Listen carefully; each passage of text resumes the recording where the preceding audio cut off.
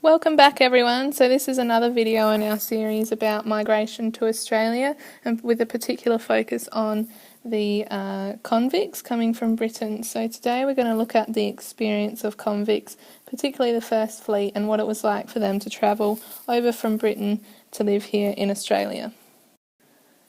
The first group of ships that left England to travel here to Australia to establish a colony was known as the First Fleet. So the First Fleet left England in 1787 and came to Australia to establish the New South Wales colony.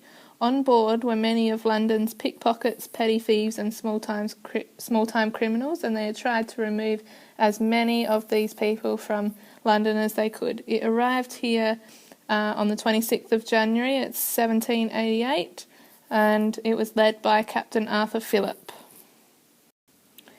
The people who were on board the First Fleet were more than just convicts, and there was a variety of different people on board.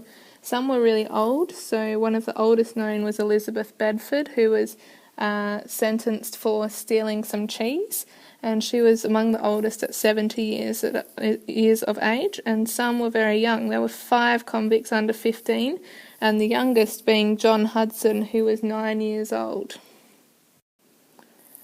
The convicts were described as short and pallid, this being mainly due to their poor diets, because in London they were mostly unemployed people who didn't have the means to purchase the required nutrition. They had grown into people who were short with bad skin and who generally looked ill. On board there were also few skilled workers, so basically again that reflects the type of people that needed to turn to crime because of the Industrial Revolution. Skilled workers were very valued and therefore could find employment easily, but unskilled workers found difficulty to find employment due to the Industrial Revolution. So these types of people were those who ended up on transportation ships being sent to Australia.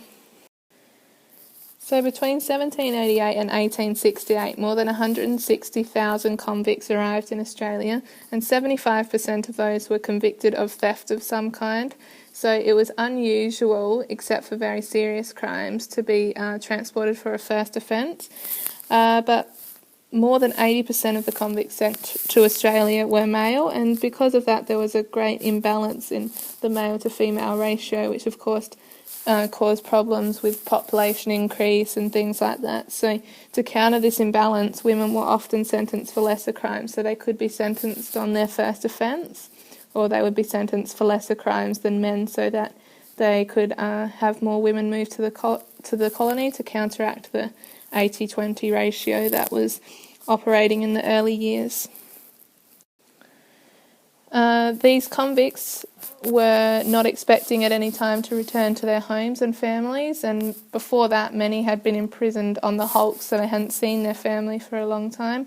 This made them, it made them very miserable, and some were very ill as well. Initially many were afraid that they would die on the voyage or in the strange land that they knew nothing about, or how they were going to survive, or what the experience was going to be like. So the journey itself for the First Fleet and the fleets that followed it was a long, risky and uncomfortable one. Convicts spent most of the trip confined below deck, so they barely saw the sunlight in the 7 or 8 months that it took them to travel from England to Australia. And they lived in unhygienic and dirty conditions that were smelly and hot. And because of the unhygienic and dirty conditions, the threat of diseases such as scurvy, dysentery and typhoid were very high. If convicts were lucky, they were sometimes allowed on the deck to exercise and to wash themselves and their clothes in the seawater. However, those convicts who were misbehaving on the journey were flogged, very painful, and then kept below in leg irons, as you can see pictured here, for the rest of the trip. Now, as the convict ships neared the equator, because you need to cross the equator to get from England to Australia, the weather became very hot and humid, and the people were still kept below the deck, so it became very unbearable for some people. And in addition to that, the last part of the voyage crosses a very dangerous part of the ocean, so the Indian Ocean and the Southern Oceans.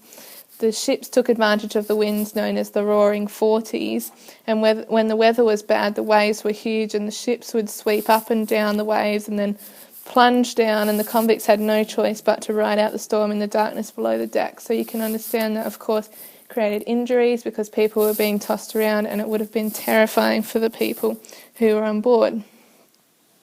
And most of these convicts were destined for Sydney or Hobart.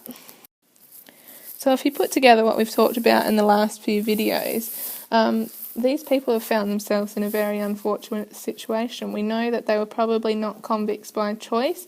They were desperate people who, because of the Industrial Revolution, were unemployed and therefore turned to crime.